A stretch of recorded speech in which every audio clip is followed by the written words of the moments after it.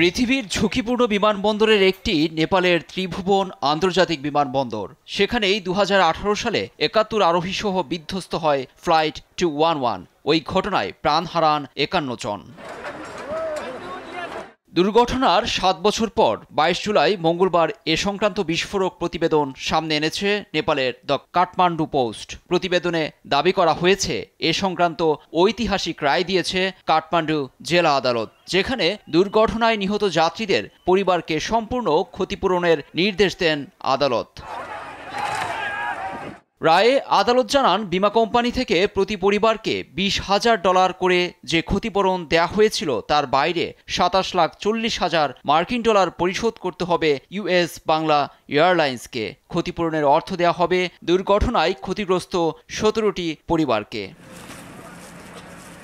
বিষয়টি নজরে আসার পর বিবৃতি দিয়েছে প্রতিষ্ঠানটি। তাদের দাবি, আদালতের রায় সংক্রান্ত আনুষ্ঠানিক কোনো তথ্য পায়নি।